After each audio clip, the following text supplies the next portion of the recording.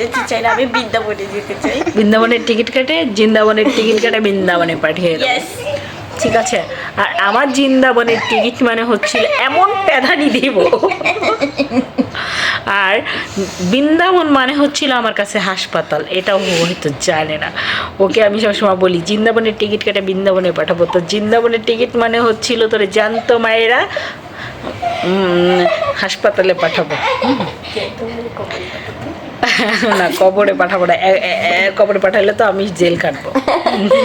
আজকে বৃহস্পতিবার, কালকে তো শুক্রবার। বলো তো কি বলো। দাও, আবার নতুন দাওয়াত, আবার গরমের মধ্যে দাওয়াত হলো। আরে কালকে তো দাওয়াত, তাই না? হ্যাঁ অবশ্যই, কালকে অনেক মজা হয়। বেশি বেশি মনে হয় খাবি, তাই না? আমার বেশি বেশি খাবি? হ্যাঁ কতটুকু খাবি? অনেক, কিন্তু এখন বলছি যে অনেক খাবো, কিন্তু অনেক খাবো, অনেক অনেক অনেক। ডাউল দিয়ে কতগুলো ভাত খাবি? এতটুকু ডাল, কিন্তু মাংসতে এতগুলা। আর তোকে কি অতখানি মাংস দিবে? না দিলে ভাত তো দেবে এতগুলা। আর তুই কি খাবি? আমি খাবো রোস্ট। ইয়েস। কি মুরগির?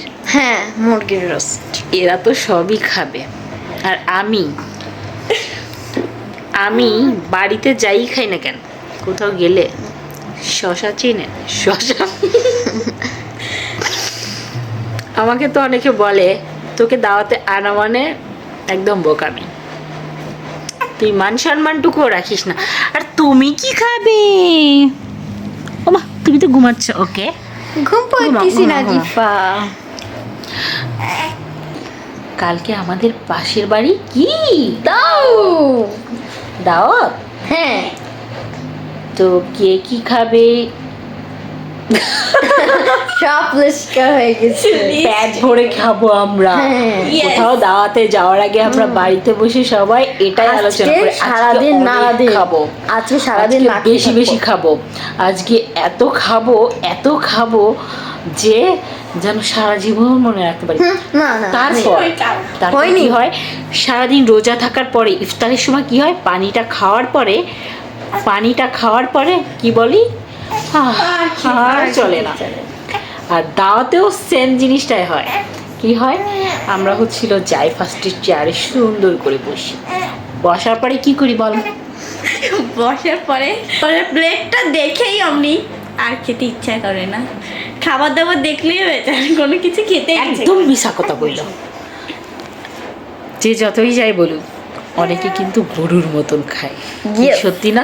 হ্যাঁ জানেন, আপনাদের ফিলিংস সম্পর্কেও কমেন্টের মাধ্যমে জানাবেন। দাওয়াতে যাওয়ার আগে কে কি চিন্তা করো? আর আজ থেকে আমরা খাবার খাবো না, কালকে যে হাম করে খাবো।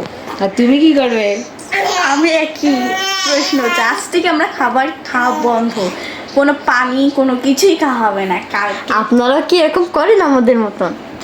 যদি করে থাকেন তাহলে কমেন্টে বলবেন। আর জানেন,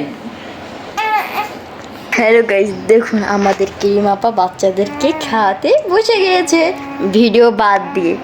দেখুন, নাজিফারে দেখাও না। এই যে নাজিফা, আর এই যে আমাদের আপা। আর আপিয়া কি করে? এই যে আফিয়া। আচ্ছা, আপনার কি এই যে দাওতে যে কি করার ইচ্ছে আপনার? যে যতই যাই বলুক,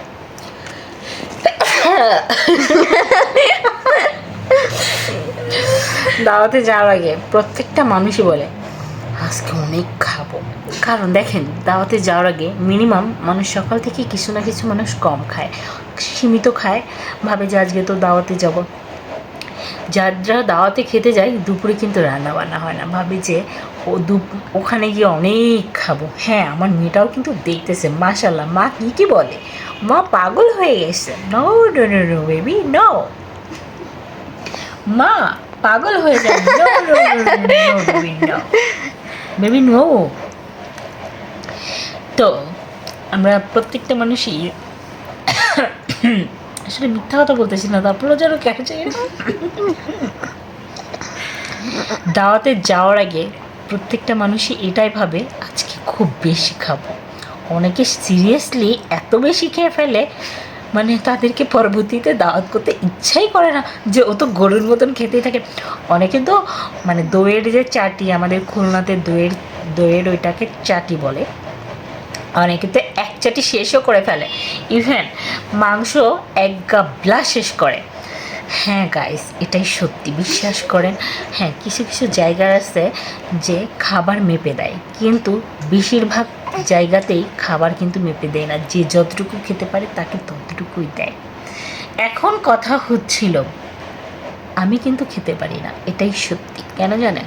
বাড়িতে যাই খাই না কেন, বাইরে গেলে খেতে পারি না। হ্যাঁ, বাইরে গেলে শুধু শশাটা ছাড়া আমার আর কিছু ভালো লাগে না। কেন জানি না, মনে হয় মায়ের হাতের রান্নাই শ্রেষ্ঠ রান্না। নিজের হাতের রান্নায় যেন খারাপ হলেও ভালো, ভালো হলেও ভালো। কি যে স্বাদ মায়ের হাতের রান্না, বাবুর্চির থেকে মনে হয় সেরা। বাবুর্চিদের রান্না কোনো রান্না? মায়ের রান্নার উপরে কিন্তু কোনো রান্নাই তুলনা হয় না। আর আমি কিন্তু গরুর গোশ একদম পছন্দ করি না, বেশি পছন্দ করি মুরগির গোশ। Tata, bye bye. ও না, এখনো তো ব্লগ হয়নি, এখন অফ করি। আমার ফিলিংস সম্পর্কে তো বললাম, আমার দাওয়াতে যাওয়ার আগে আমার ফিলিংস সম্পর্কে, ওর ফিলিংস সম্পর্কে বললো।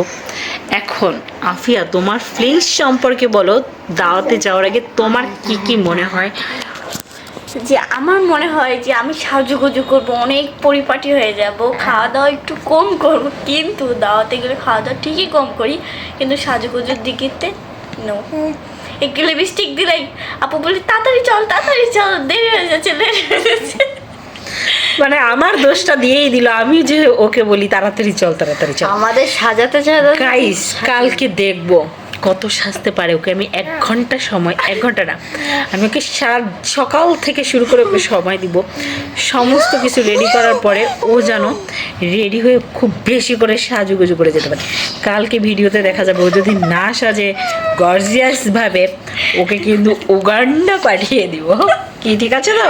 নবমকাতে যেতে চাই না, আমি বৃন্দাবনে যেতে চাই। বৃন্দাবনের টিকিট কেটে, বৃন্দাবনের টিকিট কেটে বৃন্দাবনে পাঠিয়ে দেবো। ইয়েস, ঠিক আছে। আর আমার বৃন্দাবনের টিকিট মানে হচ্ছিল এমন প্যাধানি দিব, আর বৃন্দাবন মানে হচ্ছিল আমার কাছে হাসপাতাল, এটাও ও হয়তো জানে না। ওকে আমি সবসময় বলি বৃন্দাবনের টিকিট কেটে বৃন্দাবনে পাঠাবো, তো বৃন্দাবনের টিকিট মানে হচ্ছিল তোর জানতো মায়েরা হাসপাতালে পাঠাবো। না, কবরে পাঠাবো না, কবরে পাঠালে তো আমি জেল কাটবো। আর এই যে আমাদের বেবি, হ্যাঁ, বেবি ফেস দেখানো যাবে না। কেন? এই যে এত বেশি দেখানো যাবে না, কিউটি কিউটি বেবিটা। আমাদের বেবিটা তো গাইস, সবাই ভালো থাকো, সুস্থ থাকো। আল্লাহ হাফিজ। আল্লাহ হাফিজ। আল্লাহ।